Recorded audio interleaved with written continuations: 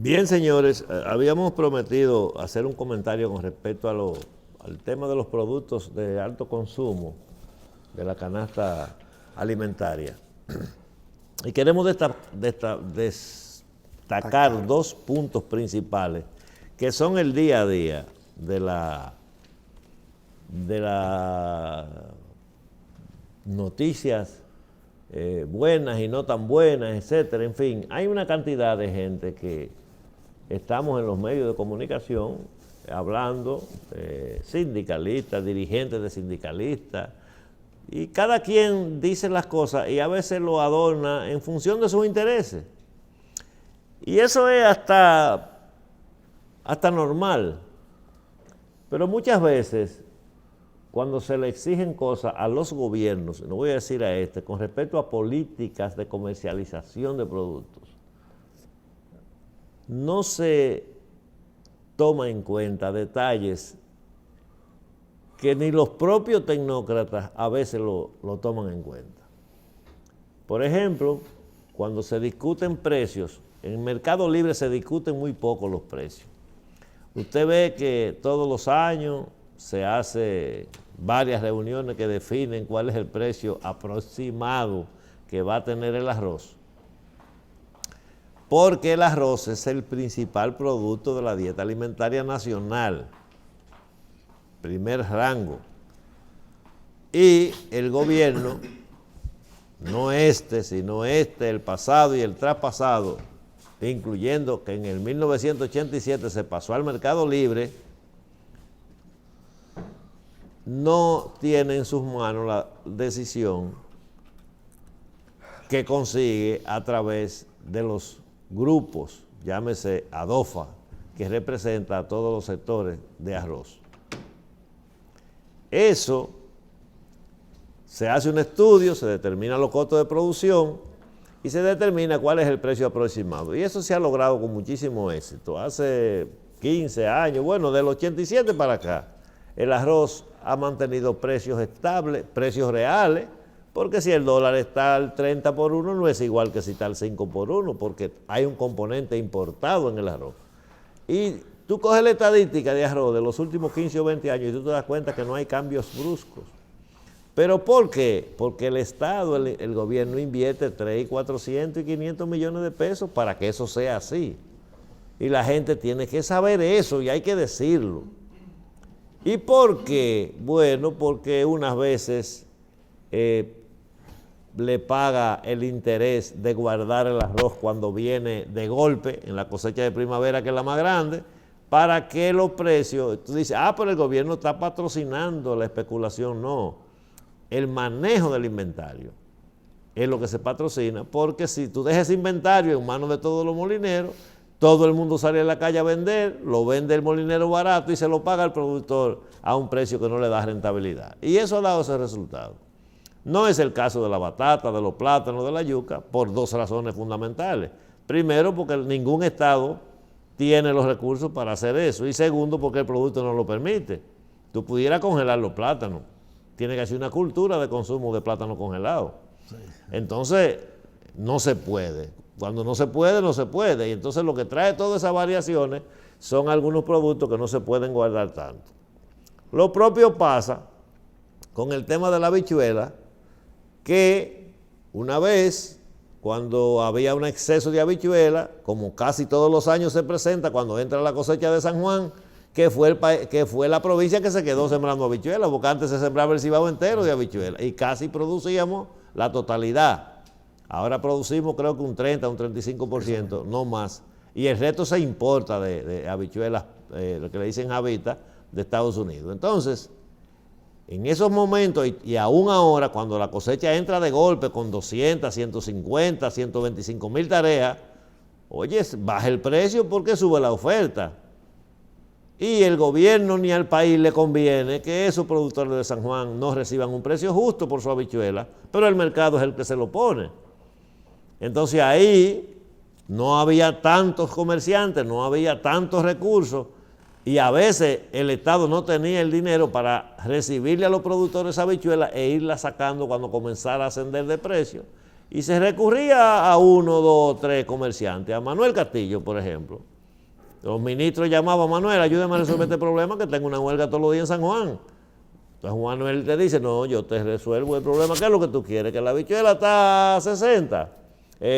Para poner un ejemplo de la época, quizás, que está a 20 pesos. Y ellos a 20 pierden, ellos la quieren a 25.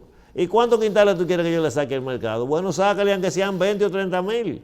Y Manuel mandaba a su equipo de camiones a 25, perdiendo 7 en la operación del momento. Y se la compraba, la limpiaba, la clasificaba, la ponía en condiciones y la dejaba en su gran almacén ahí, para venderla cuando subiera ese precio. Si había que sacar 25,000 quintales más, y lo sacaba. Era una especie de INEPRE para el Estado. Y entonces se hacía eso. A veces si daban el dinero, si el gobierno daba el dinero, lo guardaba Agricultura, que también tenía donde guardarlo, y sobre todo la de semillas se compraba. ¿Y qué pasaba entonces? Que el comerciante que iba a poner en riesgo todo su dinero comprando ese excedente sin ser gobierno, le decía al Estado: sí, pero espérate, el déficit viene ahí, tiene que darme 1% de la que se va a importar, que yo con eso compenso lo que puedo perder aquí. Una operación sencilla. Mucha gente la criticaba, pero nadie aparecía con los cuartos para resolver ese problema. Y eso es lo que pasaba. Es lo que yo vi que pasaba. Yo no tenía que ver con ese tipo de, con ese tipo de decisiones, pero es lo que yo observé de cerca. Y no se hacía nada pecaminoso ni nada. Y eso se fue haciendo a través de los tiempos, y ahí venían a veces conflictos con un secretario que le quería pagar, que no quería pagarle, que a qué sé yo cuántos meses, con costo de intereses, porque es una empresa. No es un relajo ni es un ventorrillo. Son miles de millones de pesos que se ponen en riesgo con un producto perecedero, pero que le resuelven el problema al gobierno en ese momento. No estoy hablando de estoy hablando del pasado. Esa fue la práctica. Y ese es el tema que se hacía antes, que no tenía nada de extraño. Claro que el que lo hacía era para ganarse un dinero, pero no es, en el sistema capitalista no es ilegal ganarse un dinero. No importa que sea con medicina, no importa que sea con mascarilla o que sea con habichuela o con ajo, exceptuando los excesos. Me alegró mucho que en esta entrevista uno de los invitados, el invitado dijo que había una variedad que había llegado de muy alto rendimiento, porque a la variedad vieja de aquí, a la producción promedio de ese ajo, nadie en su sano juicio, analizando los números, podía pensar que no fuera en otra cosa que importar ajo. Los precios, el ajo aquí costaba puesto aquí 27 pesos más o menos la libra, y se vendía a 200 y pico. ¿Por qué? Bueno, porque no se traía la cantidad que había que traer. Tan simple como eso. A propósito, para generar, porque los dos extremos son malos. Traer demasiado de un producto que no se necesita es malo para el productor. Y ahora, muy bueno si el presidente decidió que se le dé participación, que siempre lo han hecho los productores de Constanza, pero lo hacían con la semilla. Es decir, a ellos se les exoneraba la semilla para que la trajeran para siembra, porque no pagaba arancel, no sé, un impuesto X. Y si necesitaban 1,000 quintales para sembrar, podían traer 1,500 para algún amigo. A veces el amigo no tenía el dinero, o sabiendo que iba a haber una escasez, traían 1,500 para vender 500 y ganarse un dinero, pero no una exageración como fue en el próximo pasado de aquí, que el ajo eran 180 pesos la libra, 160 y 200 y pico en el supermercado. Que no hay nadie que no cocine aquí que no le echen que sea un granito de ajo. O sea, no estamos hablando de un producto de adorno, ¿no? Entonces, esa situación queríamos aclararla, pero dentro de lo que es la discusión del costo de producción, eso no obedece en productos perecederos necesariamente al precio. Y me explico. Tú puedes tener un costo de producción por el plátano que se vende aquí a 6 pesos o a 10 pesos, un costo de 7 o de 8. ¿Y qué le importa al que va a comprar y al que maneja el comercio el costo de producción tuyo si hay más plátano de la cuenta? ¿Cómo tú le vas a decir al tipo? El plátano está a 6 o a 7. y lo mismo que está en el campo, y se pierden los costos, y el productor está perdiendo parte de su costo de producción. No le importa, si hay poco, vale mucho, y si hay mucho, vale poco. Entonces, la oferta y la demanda es la que rige, no es el costo. Ahora, si es un producto manufacturado, latas de leche que duran X tiempo guardados, leche en polvo en funda, espagueti, producto manufacturado industrial, tú puedes más o menos manejar esas cosas, pero en el mercado, en sentido general, la ley de oferta y demanda es la que te le pone el cascabel al gato para que lo entendamos, ¿eh? Porque tampoco podemos pasarnos la vida entera lo que producimos, lo que sembramos algo diciendo, bueno, pero estamos vendiendo por debajo del costo, porque tampoco es así. Entonces, el que quiere jugar esa suerte, por ejemplo, yo soy de una de las zonas más productivas que hay en el país, que es Moca. En Moca los agricultores saben que ellos tienen que vivir sembrando y sembrando y sembrando yuca y batata y de todo, para pegar una de cada 3. Ellos lo saben, medio empate en una, otra regular y una buena, eso es así. Esa es la regla que le ha impuesto el libre comercio, porque, por un tema importantísimo, y aquí concluyo con esa parte, y es, Wilson, que cuando tú, aquí, más tarde que temprano, más temprano que tarde, perdón, el Ministerio de Agricultura, creo que lo está haciendo, y creo que hay un programa en esa dirección, pero no lo conozco en detalle, tiene que acercarse más, como tú dices, sentarse con el productor. Tiene que ir, y ahora conviene con la comunicación moderna, que el productor sea orientado. Mira, no siembre esa batata que va a chocar con 200,000 tareas que hay entre San Juan y Barahona. Va a venir la tuya junta con... Hay que decírselo a la gente para que logremos un equilibrio en función del consumo, porque aquí se sabe cuántos quintales de batata nos comemos en el año. Aquí hasta un niño ya sabe que nos comemos 7 millones y pico de plátanos al día. 7.2. Exacto. ¿Y cuánto huevo? ¿Cuántos huevos? 210 millones mensual. Entonces, ¿por qué los que producen huevos lo planifican? ¿Y por qué los otros no lo planifican? Sencillo. El tareaje promedio de un agricultor aquí son 16 tareas. Eran en el último estudio que se hizo. 16 tareas. Pero, ¿y los granjeros cuántos son? Un grupito, un puñado, porque no conviene proyectos pequeños, sino...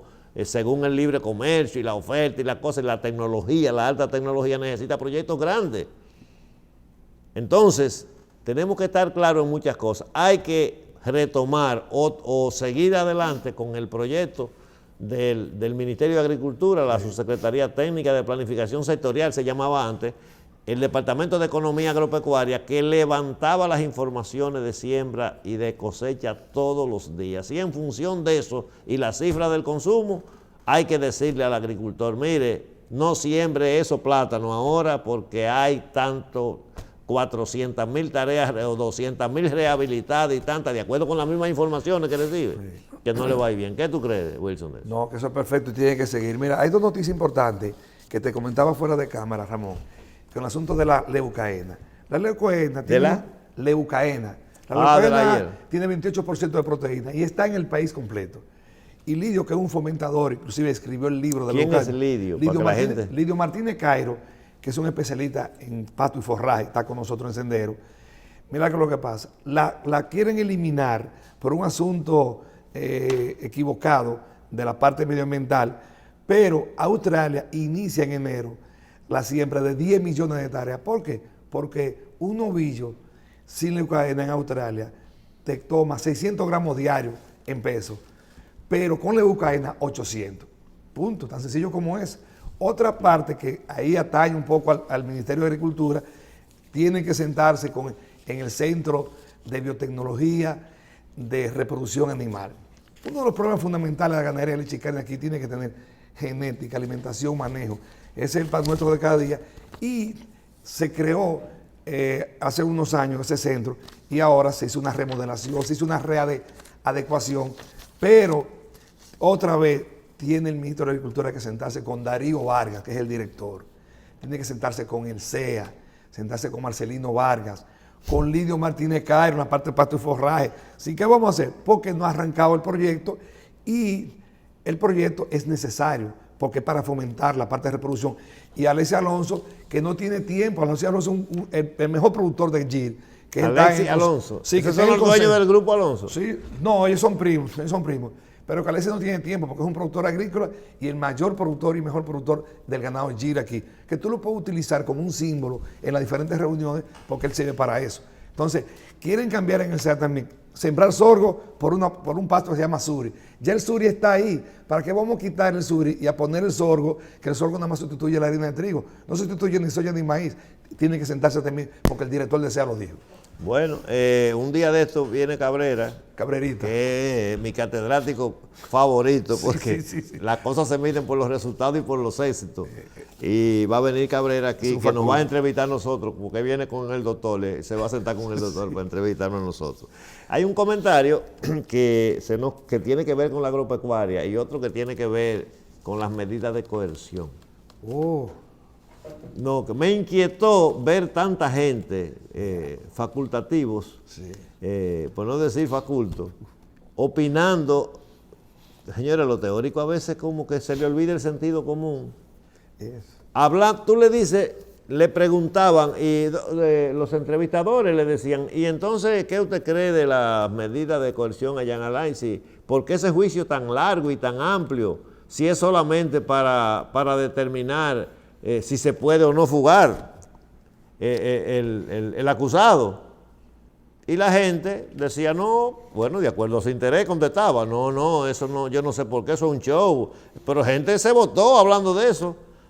Pero entonces la fiscalía nada más es el arraigo. O sea, si tiene mucho dinero, que eso se resuelve dejándole un poder a un abogado.